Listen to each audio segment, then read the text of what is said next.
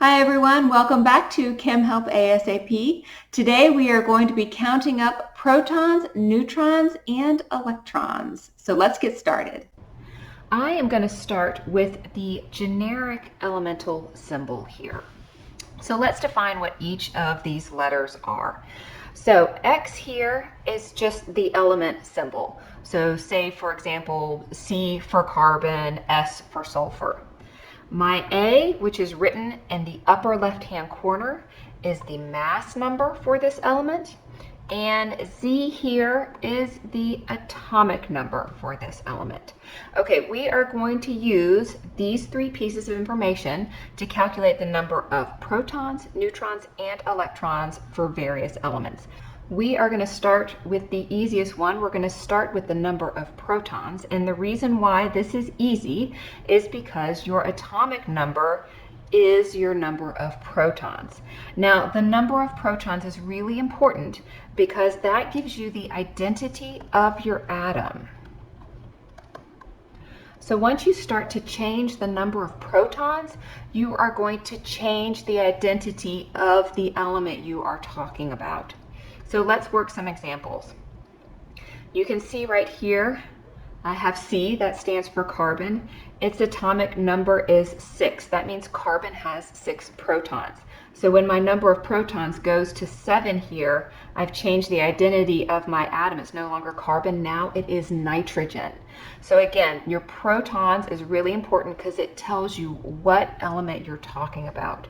So if I have 26 protons, I am talking about iron. Okay, number of protons is pretty easy. Let's move on to the number of neutrons.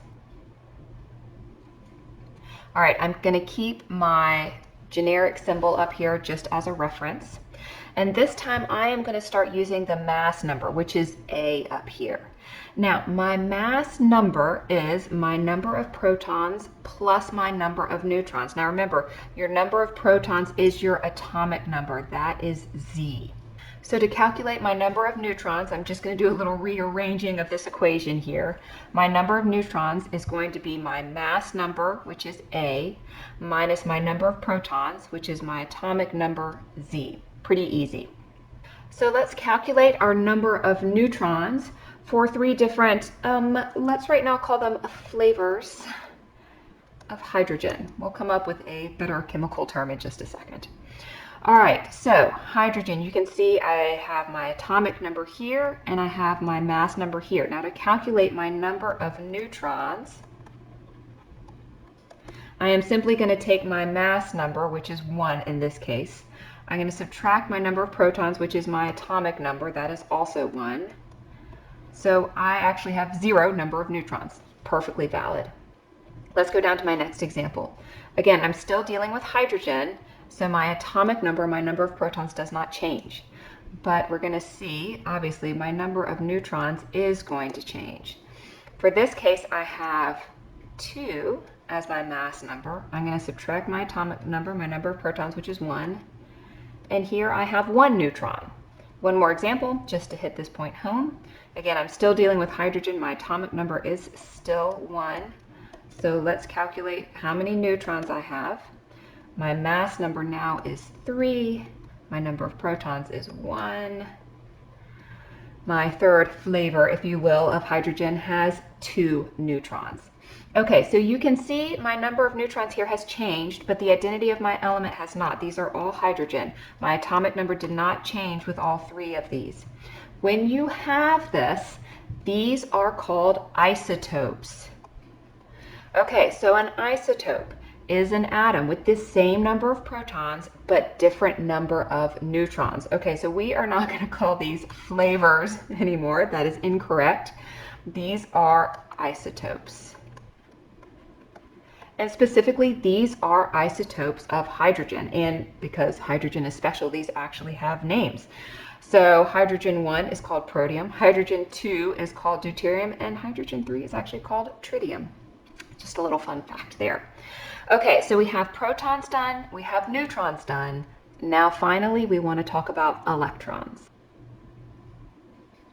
Again, I'm keeping my generic form up here just for reference. Now to do electrons, we need to keep something in mind. and that is if we have a neutral atom, then our number of protons and electrons are going to be the same, because remember, protons have a positive charge and electrons have a negative charge. Now, let's say you do not have an equal number of protons and electrons. What does that mean? Well, that simply means that your atom has a charge. And of course, there are two ways the charge can go, positive or negative, and we have specific names for that. So if you have a positive charge, you have a cation. This means that you have fewer electrons than protons. If you have a negative charge, that is an anion, and that means you have more electrons than protons. Now, I just want to reiterate here that we are not changing our number of protons, because again, when we change our number of protons, we are changing the identity of the atom. However, we can change the number of electrons. We can add electrons and we can subtract electrons. So let's see how this plays out with calculating our number of electrons. Let's start with chlorine. Now notice it has a charge, and the charge has a very specific place to go. It's always going to go on the upper right-hand side, just like your atomic number is always in the lower left and your mass number is always in the upper left. So the first thing I want to establish is how many protons chlorine has. Well, I have written my atomic number right here. That is my number of protons. So this atom has 17 protons. Now, if I had a neutral atom, then I would have 17 electrons, but of course I don't. I have an anion here. That means I have more electrons than protons. So the question then is, how many more electrons do I have? And because the charge is a -1 here, I'm just going to add one more electron. So I have 18 electrons. Let's do another example. Here I've got calcium. It is a cation. Again, I want to establish my number of protons. Here's my atomic number right here. So therefore I have 20 protons. Now again, if this was neutral, I would have 20 electrons, but I have a charge.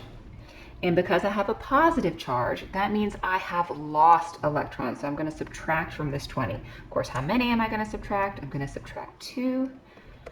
So you can see that this ion also has 18 electrons, just like my chlorine. But notice my identity is different because my number of protons is different. So you can have the same number of electrons, but that does not necessarily mean you have the same element. Let's put all of this together and do some examples where we are calculating protons, neutrons, and electrons.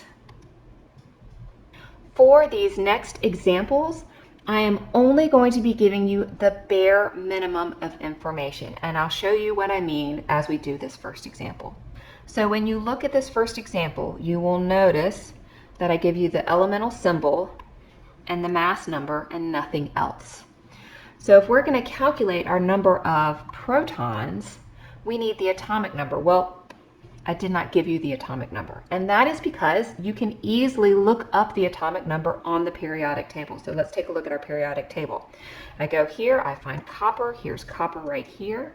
I notice that in my legend here, my atomic number is given in the upper left-hand corner. So therefore, my atomic number for copper is 29. I will write that in right there. So often with these examples, you will not be given the atomic number because you can simply go to the periodic table and find that atomic number. So this copper atom has 29 protons. Let's go on to my neutrons. Now remember, for your neutrons, you're going to take your mass number, which in my case is 63. You're going to subtract your number of protons, your atomic number, and you are going to get 34 neutrons. Okay, the last thing I need to do is I need to determine my number of electrons. Notice that there is no charge written in here. When there is no charge written, you assume that you have a neutral atom. So if I have a neutral atom, that simply means my protons and electrons are the same. So I have 29 electrons. Easy, right? Let's do another one. Again, I'm going to stick with copper. I have already looked up its atomic number, so I am going to write it in right there. Again, protons stays the same because I have not switched the identity of my element. This time, however, my neutrons are going to be different because look, I've got a different mass number. So this time I'm going to be doing 65 minus 29, and that is going to give me 36 neutrons. Finally, for electrons, again, this time I do have a charge, so I do not have a neutral atom. So I started out with 29 electrons. I have a positive charge, so that means I have lost electrons, and specifically I've lost 2 electrons. So I only have 27 electrons in this copper atom.